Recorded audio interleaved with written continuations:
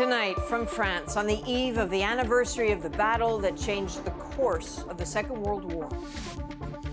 All those people died, and nobody knows about it.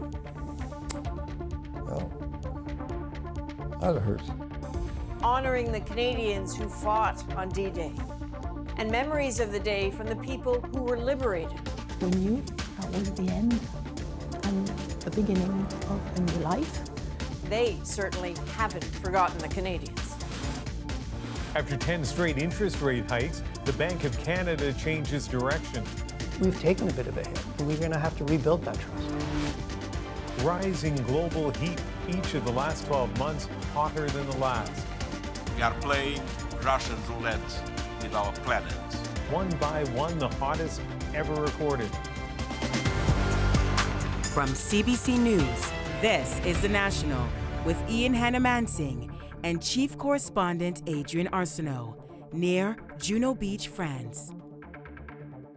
Thank you for joining us. I'm here just on the edge of Juno Beach, where we are just hours away from the culmination of several days of reflection, all centered around the 80th anniversary of D-Day and the pivotal role played by Canada's veterans.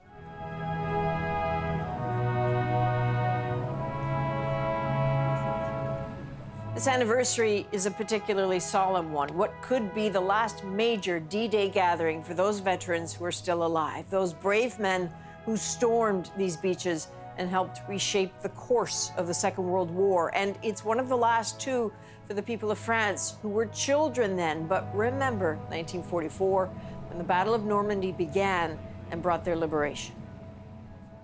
It was at this moment, 80 years ago, that the Allied forces were at sea, just hours away from carrying out their mission in Normandy.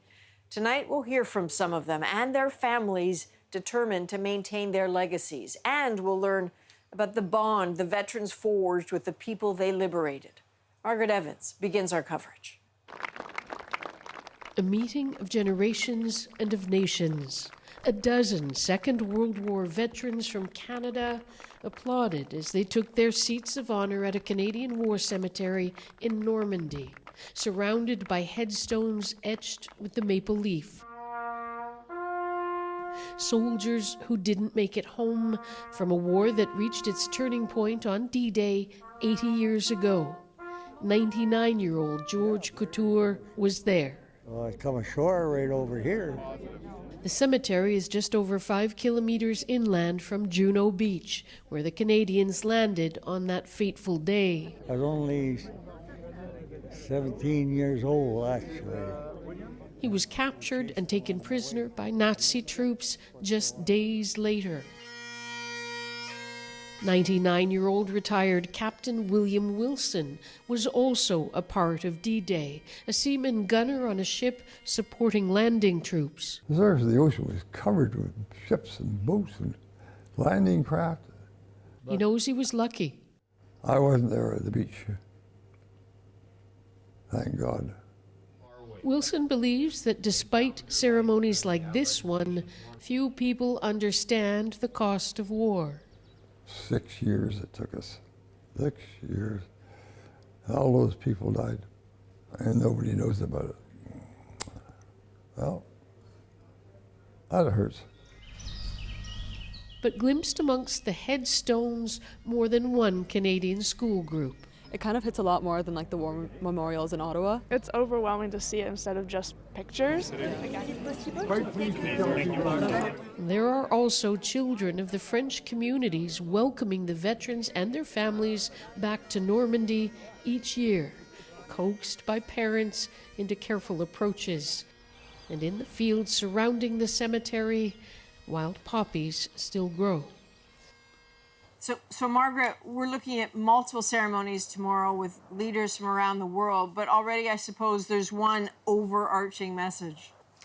That's right, Adrian, and that is that it is not the time to take democratic freedoms for granted.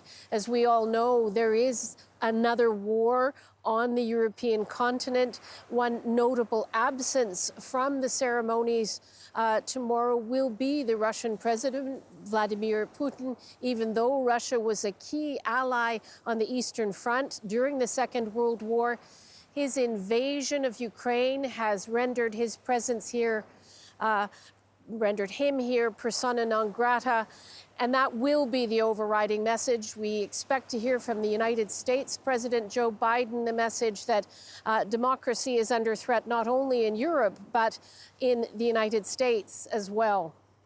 All right, Margaret Evans just down the beach in Saint-Aubin-sur-Mer tonight. A new fixture at France's Place des Canadiens, marking the role of a Canadian infantry regiment during the Battle of Normandy. It depicts a soldier from the Royal Regina Rifles, members of whom were among the first to storm Juno Beach and push through the German defenses. Britain's Princess Anne was there to highlight their critical role. How fitting it is on the 80th anniversary of the landing and the commencement of the Battle for Normandy that this statue has been unveiled in honour of the Regina Rifles, who sacrificed so much for the cause of liberty and freedom. 458 soldiers from the Rifles died during the Second World War. All of their names are now etched on this statue. So you must be 100. Oh, I'm 99. On the other side of the English Channel, King Charles met with Britain's D-Day veterans in Portsmouth, a key departure point for soldiers during the Normandy landings. In a speech, he emphasized the debt owed to them and the need for younger generations to make sure their story is never forgotten.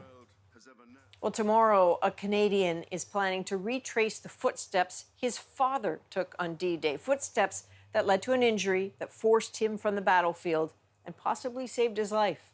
Murray Brewster spoke with that soldier's family and shares their journey to ensuring his story lives on. It has been more than a lifetime since Rifleman Jerry Levers landed on Juno Beach. His campaign in Normandy was cut perilously short by a German machine gunner a couple of hours after landing with the Royal Winnipeg Rifles. Wounded in the thigh in a field outside of the village of Sainte-Croix-sur-Mer, Levers was evacuated to England, where he was interviewed by CBC Radio. It was about 3 miles inland. We were just going into a small town called St. Croix-sur-Mer. That was our second objective. What would you say were the things you remember most about the whole show, Jerry? The way the Canadians went in. They were like a bunch of veterans who'd been under fire for 4 years. Hearing his voice was quite surrealistic. Jerry Levers returned to combat and survived the war. He died in 1986, but it's the what-ifs that linger for his family. Levers' wound wasn't debilitating when it could have been, and it took him out of the line the day before the Nazis murdered captured Canadians who were part of his regiment. On the 80th anniversary, Don Levers will retrace his father's footsteps on D-Day, hoping to find the spot where he was wounded. A brush with history he hopes will make an impression on his granddaughter. I want you to realize how lucky we are to be here. How lucky we are to be here. And that if D-Day had it turned out differently, none of us would be here, none of us would be going. I remember hearing stories about how my grandpa got wounded on D-Day. For Jennifer Anand, this journey is also about delivering a personal message to her grandfather, but also his generation. It's the same that I remember on any Remembrance Day, is just thank you. There are just over 9,000 Second World War and Korean War veterans left alive in Canada. Old soldiers may have died, but it is these kinds of intergenerational tributes that ensure they won't fade away. Murray Brewster, CBC News, Deauville, Normandy. Military historian Tim Cook joins me now. Thank you. As Tim, we've been saying that there's a heightened sense of reflection during this anniversary. If you step back a bit, why do you think this one matters so much? Yeah, the 80th anniversary is absolutely crucial. And here we are on this battlefield, this place of history, a site of history. And I think these veterans who are coming here, the Canadians who are coming here, this is a really important event for Canadians to be here and to recognize that 80 years ago, Canada stood with its allies, Britain, the United States. We were here. We were given this beach. Canadian airmen, sailors, the Army going in, and as we've talked about, storming this beach. And frankly, it was about a 50-50 chance that they would be turned back. And that would have turned history. We don't know how it would have ended, but more than likely, the Soviet Union would have continued advancing in the Far East and probably occupying Western Europe. One last thought, briefly. What is one thing you really want people to watch for tomorrow? I think this is an opportunity for us to celebrate, to commemorate, and perhaps to bear witness to those who never came home. We've talked about those veterans. They had their lives, but there are more than 2,000 Canadians buried about 5 kilometers from here, and I will also be thinking of them. Okay, Tim, thanks very much. In just a few hours, Tim Cook will be joining me for our special coverage of the 80th anniversary here in Normandy. That begins tomorrow at 4 a.m. Eastern, 1 Pacific on CBC News Network or wherever you stream CBC News. And a little later tonight, we'll be speaking with D-Day witnesses from France who open up about what they endured, their dedication to preserving that history, and their continued connection with the Canadians who helped in their liberation. But for now, let's go back to Ian in Vancouver. Ian? Thanks, Adrian.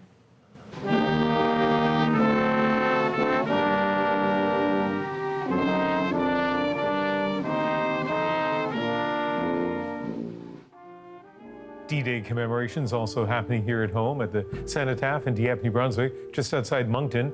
Veterans and the Papineau First Nation took part in a wreath-laying ceremony. Let's turn to other news now, starting with a major announcement from the Bank of Canada. Today it lowered its key interest rate. After 10 straight hikes since March 2022, the rate now drops 25 basis points from 5% to 4.75, with hints that more cuts could follow. Here's Nisha Patel on the reasoning and the reaction. The Bank of Canada says it's time for a change. Monetary policy no longer needs to be as restrictive. In other words, it's appropriate to lower our policy interest rate. The first cut in 4 years, taking the key interest rate to 4.75%. If we continue to see inflation pressures easing, it is reasonable to expect that there will be further cuts in interest rates. The move suggests inflation is finally coming under control, tumbling from its peak of 8.1% 2 years ago to 2.7%, though there are still risks it could rebound.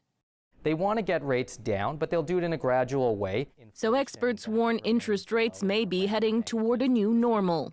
It's very unlikely that we'll need to head back to zero interest rate policy where we were during the pandemic. What we're likely to see is interest rates head down to a more neutral level, which is probably around 2.5% to 3%. Steep borrowing costs have weighed on Canadians.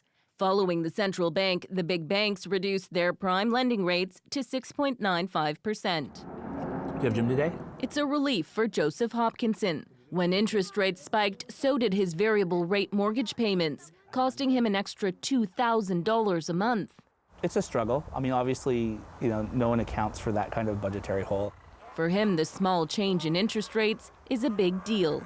One rate cut for our family would be approximately $142, which is about a week of groceries for our family of 4. Some economists are betting another interest rate cut will come in July. But there are no guarantees. The Bank of Canada governor says they're taking those decisions one meeting at a time. Nisha Patel, CBC News, Toronto. Let's bring in the CBC senior business correspondent, Peter Armstrong, who sat down with Bank Governor Tiff Macklem this afternoon. And Peter, did he give any hint as to whether there would be further rate cuts? No, Macklem would really only say the line that he gave us all day, that if things evolve broadly as we think they will, he says it's reasonable to expect rate cuts. But as you heard from Nisha, observers see a second rate cut next month. That's because the markets are really sensitive to reading between these lines. In fact, economists are saying they expect 3 more quarter-point cuts by the end of this year. And so if it's clear that you can read those signs, why won't the Bank of Canada just come out and say it? Well, first of all, Ian, just because things don't always evolve as we expect. But also, look, the bank has had some messaging mishaps. It said rates were going to stay low, and they didn't. And a lot of people are furious with the bank and how it addressed rising inflation and how it communicated that plan. So I asked Tiff Macklem if he was worried about the bank's credibility and about public trust after this wave of inflation. It makes people angry. It does. It erodes confidence in our economy, in our system. And so that is a worry. And that's one of the reasons why it's so important to get inflation back down. Yeah, we have some, we've taken a bit of a hit, and we're going to have to rebuild that trust. The question, Ian, is how do you rebuild that trust? It's certainly not easy, but I will say this. It's an easier task when rates are falling than it is when rates are rising. All right, Peter Armstrong in Ottawa. Thanks. You bet. Some troubling health news out of Ontario tonight. 2 children in Hamilton have died after undergoing tonsil or adenoid surgery. Hamilton Health Sciences says it's pausing these procedures for non-emergency cases in patients under the age of 18, quote, out of an abundance of caution. It says while there's no apparent connection between the 2 cases, it says it will carry out what it calls a comprehensive review by external subject matter experts. The 2 children died after they were discharged from McMaster Children's Hospital.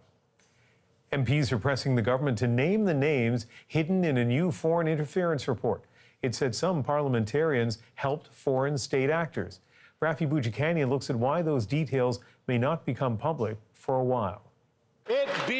MPs sit face-to-face all the time on Parliament Hill, but now they may be watching their backs, wondering if their peers leaked secrets to a foreign power. Everybody wants to know. I agree with you, people want to know, but what the security clearances are on what they're doing, what the investigations are, I don't know the details. If there are people who have wittingly cooperated with foreign powers, there absolutely has to be accountability. That allegation from a bombshell report that found some MPs acted in a way that may be illegal was definitely deeply unethical and contrary to the oaths and affirmations parliamentarians take to conduct themselves in the best interest of Canada. The chair of the group that saw the intelligence says they cannot name names publicly. The members of the committee are bound by the Security of Information Act. That means if they inadvertently reveal information, they can be prosecuted. Who are they? Still, Conservatives say the public has a right to know.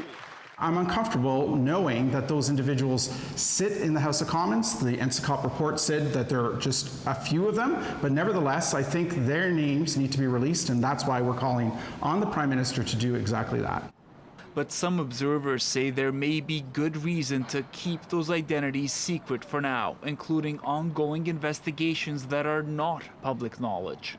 The fact that those individuals are perhaps being wiretapped or monitored in some way may become clear to them, and that would then disrupt that investigation, right? And so ultimately, we may actually lose more than what we gain, even if we did name those individuals publicly. The RCMP says it has opened investigations into a broad range of foreign interference allegations in Canada. However, it would not confirm if it's looking into any parliamentarians. Rafi Boudjikanian, CBC News, Ottawa. The calls for climate action grow louder as May set another temperature record. We are playing Russian roulette with our planet. What advocates say needs to change. And liftoff. After much delay, a new spacecraft finally takes off. Gosh, 61 years since an Atlas rocket carried people up to space. And I'll be back from Juno Beach, where those who were liberated and some of their families tell us how the legacy of the Canadian Forces is passed on through generations. So when the Canadians arrived, we knew that was the end. And whatever the price was, we had to pay it. We're back in 2.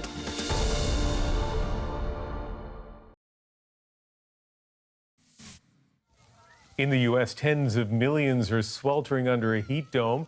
It occurs in an area of high pressure where hot air is pushed down and trapped. Parts of California, Nevada, Arizona, and Texas and other states have excessive heat warnings. 2 weeks before the official start of summer, temperatures were predicted to reach the low to mid-40s today, well above average for this time of year. Extreme heat is the cause for renewed pressure on climate action after new data reveals the planet just experienced, one after another, the hottest 12 months on record. Chris Reyes shows us the warnings and the specific calls for action. We need an exit ramp off the highway to climate hell. Words of warning from UN Chief Antonio Guterres after 2 new reports that the world is failing to hold the rise in temperatures to 1.5 degrees above pre-industrial measures. 1.5 degrees is not a target, it's not a goal, it's a physical limit. The difference between 1.5 and 2 degrees could be the difference between extinction and survival for some small island states and coastal communities. Reports from Copernicus, the EU's climate monitoring service, and the World Meteorological Organization show the danger.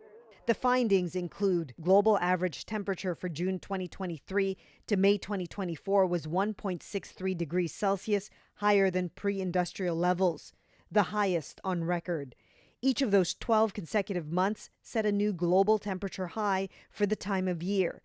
A 90% chance that the mean temperature in the next 5 years will be higher than the last 5. If we want to maintain the 1.5 alive, if we want to stabilize our climate, we urgently need to reduce the greenhouse gases.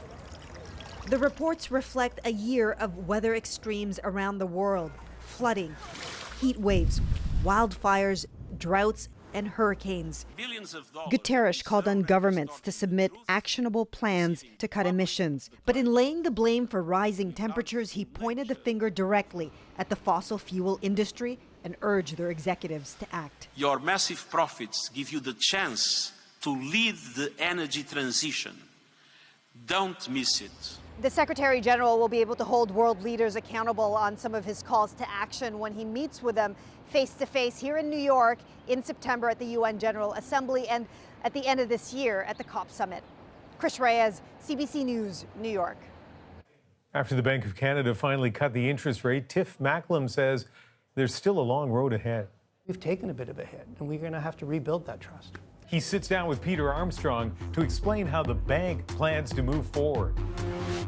And here in Normandy, the signs of battle remain. Reminders that the Allied forces were here. Those are markers of what happened here. I speak with those who lived through the battle and watched as Canadians helped liberate them. Next.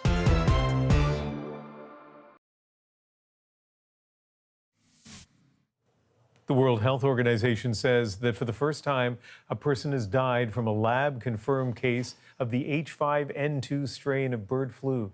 The 59-year-old patient from Mexico died in hospital in April after developing fever, shortness of breath, and diarrhea. The person also had what's described as multiple underlying medical conditions. In BC, rescue crews have resumed the search for 3 mountaineers missing since Friday. Georgie Smythe looks at the treacherous terrain and complex mission.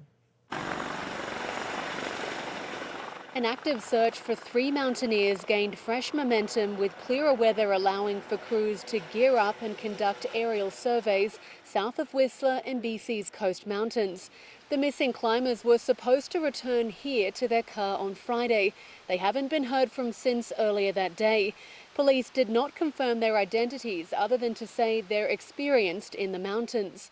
The trio were climbing Atwell Peak, a remote mountain in Garibaldi Park near Squamish. This is not a casual day hike by any stretch. Search and rescue, along with RCMP, plan to eventually search the area on foot, but the mountains here are still snow-capped and the danger of heavy snowfall and avalanches is front of mind. We weren't able to get high enough to clear the avalanche risk to send in ground personnel. So we're basically still standing by, still waiting for the weather to cooperate. It's a nervous wait for family and friends anxious for an update. Rescuers have not had any communication with the trio and don't know which part of the mountain to search. This is an extremely technical mountaineering adventure that these people set out on. It's a highly technical climb that's going to require ropes, crampons, harnesses, extreme experience and extreme training in order to get into this area. This rescue mission will be very much determined by the weather, visibility in the air and on the ground, making all the difference to how crews can access this remote terrain. Georgie Smythe, CBC News, Squamish.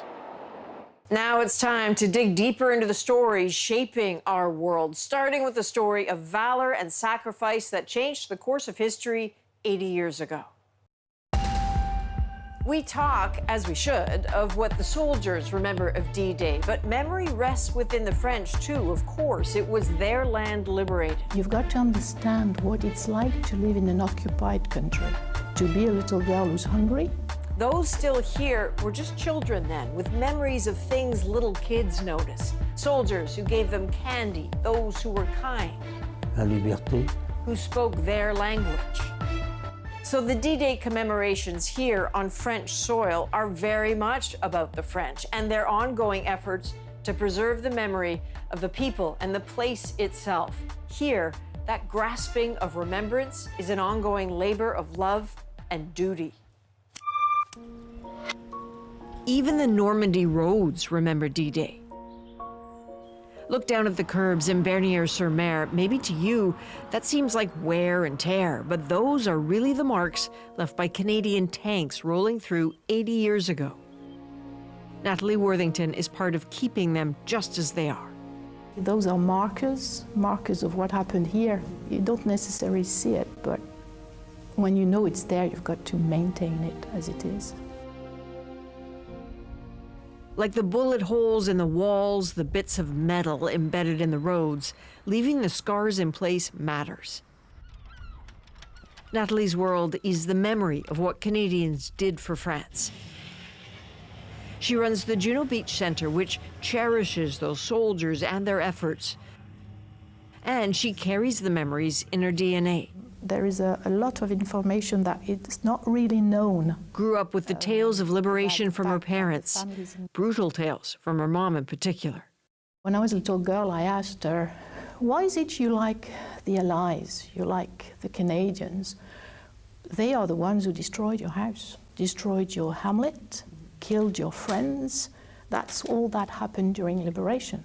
And I remember her saying to me, you've got to understand what it's like to live in an occupied country, to be a little girl who's hungry, to be a little girl who's afraid to see dad taken for work in Germany. And she said, we knew that the only way to get out of it was if the Allies came to liberate us. So when the Canadians arrived, we knew that was the end and the beginning of a new life. And whatever the price was, we had to pay it in order to be liberated.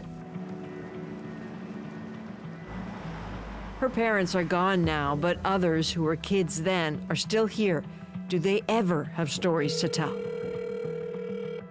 Hello. Oui, bonjour Gordon. Hello. Oui, c'est Jean-Claude. Jean-Claude Alaparine on the phone with the Nova Scotian, who's now like family. Their connection born of a shocking encounter in his family's front garden on June the 7th. Jean-Claude was just 12. On the 7th of June, when the hand-to-hand combat was happening, what happened in your garden? Who did you find in your garden? The German counterattack was very vigorous, very, very severe. And when it calmed down, we went out. And in my parents' garden, there were 2 Nova Scotians who were wounded. One, from what I remember, was named Martin. The other one, named Oswald Bellefontaine, was hurt and couldn't walk because he had injured his leg.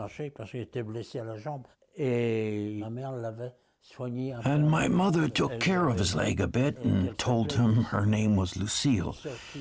Out of nowhere, an evil SS soldier in a leather jacket showed up with his pistol and put a bullet in the heads of both the Canadians.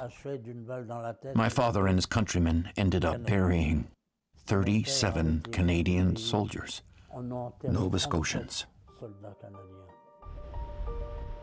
What a huge trauma for a little boy who grew up to be a man devoted to paying respect to all those Canadians buried in Normandy. And it was during a visit when he met a Canadian woman from Yarmouth named Evelyn. She was looking for information about her uncle. His name was Oswald Bellefontaine. The whole Bellefontaine family believed that he had died when he landed on the beach. They learned that he had been murdered by the SS, wounded and cared for by my mother, and murdered virtually in front of my parents' eyes.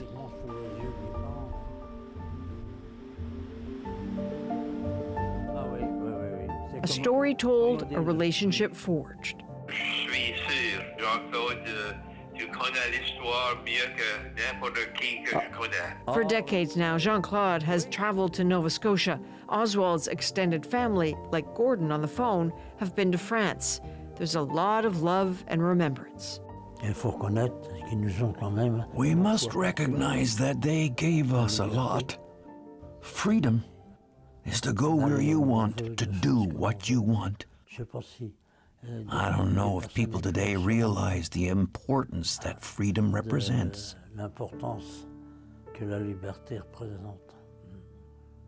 Jean-Claude will be there at the D-Day ceremonies with a thank you in his heart. And so will this woman, Colette Leguy. She was 9 years old on D-Day, remembers feeling something was about to happen because the occupying German soldiers were suddenly stressed, some fleeing. Not long after, she and friends encountered soldiers in her village who spoke French. It was the Canadians. All the soldiers were sitting on the sidewalk in the afternoon, and they were waiting to go back up to the fighting. The neighbor had a rose bush. It was full of white flowers. We picked some flowers and brought them back for everyone. They put them on their jackets, just to make them happy.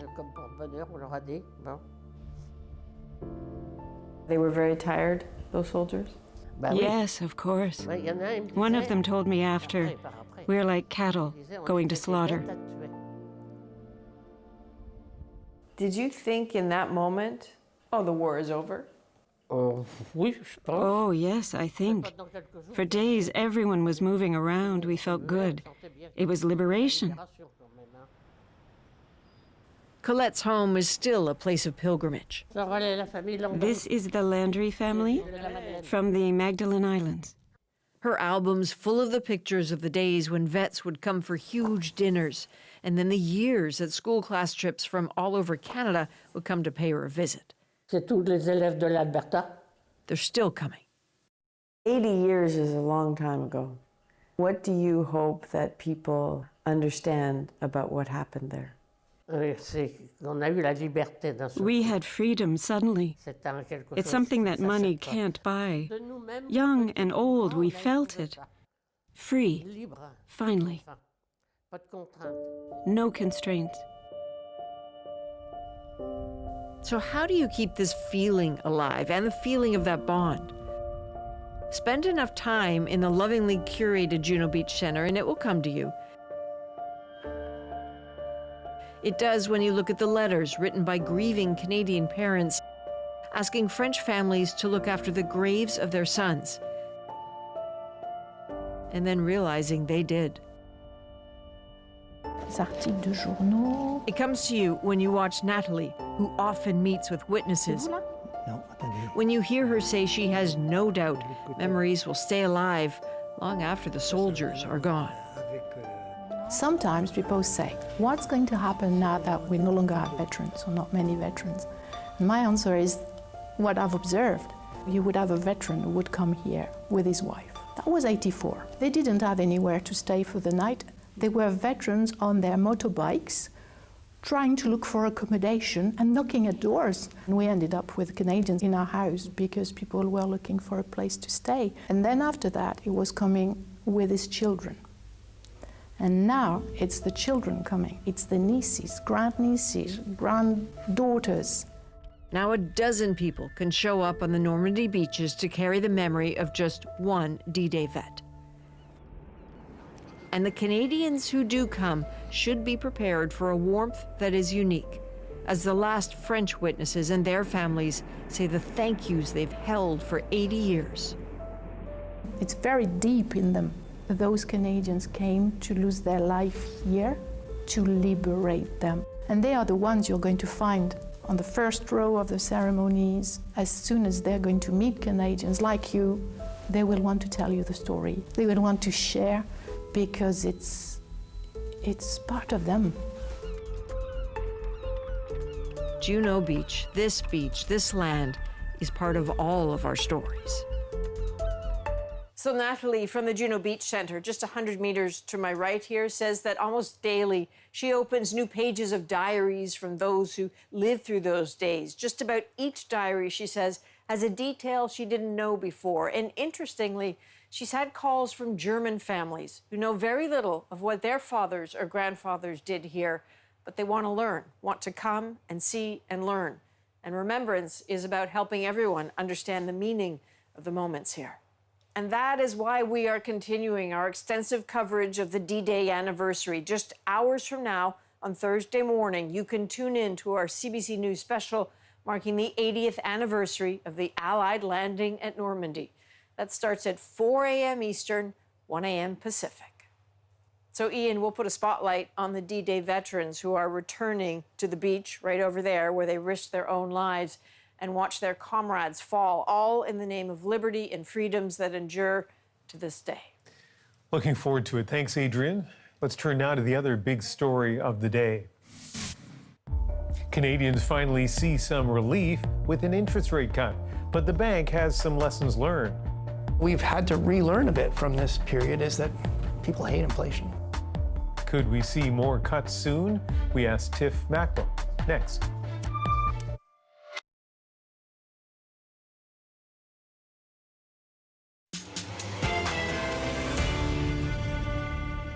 We get answers from the central banker who raised interest rates so high. That has squeezed Canadians. But has now begun to reduce them. It is reasonable to expect further cuts in our policy rate. Still, Tiff Macklem won't commit to a timetable. We still need a degree of monetary restraint. This morning, the governor of the Bank of Canada announced an interest rate cut of 1/4 percentage point, the first reduction in more than 4 years. Then he sat down with senior business correspondent Peter Armstrong and talked about what could come next. Governor, nice to see you. Thank you for doing this. Pleasure. How close was this decision? You listened to you speaking today, and it sounded like a no-brainer, but there are a lot of people thinking this could have gone either way. Well, look, we take all our decisions very seriously. We know they're having a big impact on Canadians. If you go back to what we said the last few meetings, we said we're looking for further and sustained easing in underlying inflation. And when we looked at the run of data since the beginning of the year, inflation has been coming consistently down, and with 4 months now in a row, it's looking more sustained. So yes, there was a consensus across the Governing Council that it is time to reduce the degree of monetary restraint. And you've not only reduced the degree of monetary restraint, but really opened the door to further. And I know you don't want to get pinned down saying that it's a meeting-to-meeting decision, but how urgent is it, if rates are restrictive where they are, how urgent is it to get off of those and get to a place where they're not sort of actively slowing the economy? Well, as you just said, look, with a policy rate of 4 3/4, we're still in restrictive territory. And look, inflation's still 2.7%. Our measures of core inflation are still around 2 3/4. We still need a degree of monetary restraint. We just don't need as much. Look, looking forward, yes, we're not on a predetermined path for interest rates. We're going to be taking it one interest rate decision at a time. And the timing of any further cuts, they're really going to depend on how things evolve. We're going to be looking at the data as it's coming out and assessing what does that mean for the future path for inflation. These last couple of years, few years, frankly, have been really tough for Canadians, Canadian households, whether they're renters or mortgage holders. It's been a really difficult time. People are angry, people are frustrated. Do you worry about central bank sort of communications through this and the ability of that central bank credibility to emerge from this tough period intact? I do. I think it has been a very difficult period for Canadians. We went through an incredibly difficult pandemic. Coming out of it, we all got really excited, but we had an inflation problem. Inflation went up really sharply. We had to raise rates very forcefully. That has squeezed Canadians. I think the fact that today we were able to lower our policy rate is a measure that those policies are working. And I think one thing that we've had to relearn a bit from this period is that people hate inflation. It really cuts into their budget. They get a raise, but then they go shopping and they realize my money's not buying what it used to. it makes people angry. It does. It erodes confidence in our economy, in our system. And so that is a worry. And that's one of the reasons why it's so important to get inflation back down. Yeah, we have we've taken a bit of a hit, and we're going to have to rebuild that trust. Senior Deputy Governor Rogers had a really interesting quote, I think it was last week, saying what's really important to us is that Canadians understand what we're doing, why we're doing it, and that they understand that we are thinking about them and that we have their best interests at heart when we make decisions. Do you think right now, today, most Canadians believe that about what the central bank is doing? You know, we do poll Canadians. We still see that most Canadians, they trust the central bank. They see it as a neutral, independent body that is taking decisions in the best interest of Canadians. Not everyone is happy about every decision, and it has been a difficult time. But I think the Senior Deputy Governor put it very well. We do survey Canadians regularly, and that helps us understand the impact our interest rates are having on their decisions, and that is something that feeds into our decisions. The political aspect of that, there are people tapping into that anger, specifically around this institution, but institutions writ large in this country. The head of the Supreme Court of Canada spoke about that recently and asked politicians to sort of back off a little bit when attacking that institution. Do you have a message to politicians that are attacking this institution? Well, first of all, my message to Canadians is you can be assured that our decisions are guided by our mandate and our judgment about what we need to do to deliver on that mandate. We do speak to Canadians. We survey them regularly. We're hearing from them. Obviously, our elected politicians, they're hearing from their constituents too, and they're expressing their opinions. But I want to assure you, and I want to assure all Canadians, that we are taking our decisions independent of governments. And look, that independence is always important. It's been particularly important over the last 2 years when the decisions have been so difficult. We're seeing the value of that independence. Inflation's come down, and we lowered our policy rate today. And now we've got a whole batch of new data coming between now and your next meeting. Is it really as simple as that? You just monitor it and make a decision, or do you have a bias that you sort of lean towards one way or the other? We have a bias, and that is get inflation back to 2%. Obviously, we have a baseline, and I've indicated that if things evolve broadly as we expect, yeah, it's reasonable to expect further interest rate declines. But we know there could be some bumps along the way. And we don't want to get ahead of ourselves. We don't want to jeopardize the hard-won progress that's been made. So we're going to take it one decision at a time. But yes, if inflation continues to ease, if the economy evolves as we expect, yes, it is reasonable to expect the direction of travel is further interest rate cuts. Well, I think a lot of Canadians look forward to the next Bank of Canada decision in July. Thank you for this. Thank you very much. Any additional interest rate cut is at least 7 weeks away. That next announcement scheduled for July 24th. And there's no telling what could happen to the economy between now and then. Next, the historic launch of the Starliner capsule. It's been, 61 years since an Atlas rocket carried people up to space. Chris Hadfield guides us through the dramatic liftoff in our moment.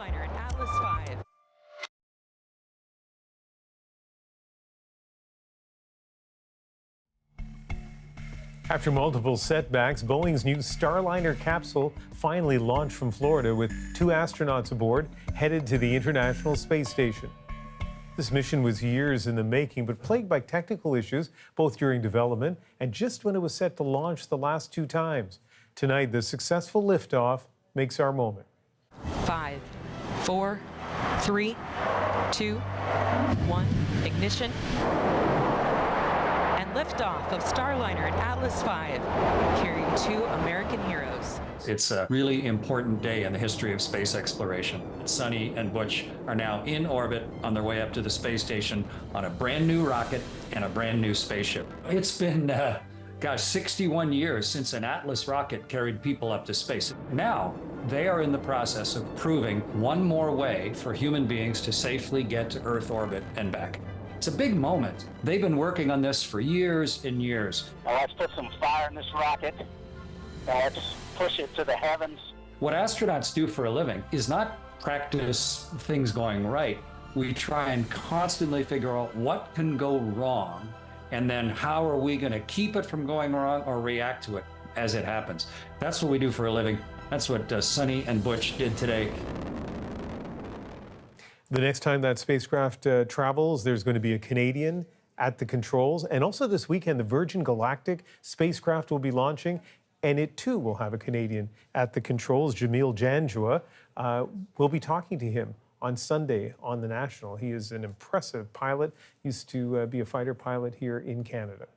Thank you for being with us. You can watch us anytime, anywhere on the free CBC News app and subscribe to the National's YouTube channel. I'm Ian Hannamansing in Vancouver. See you tomorrow night.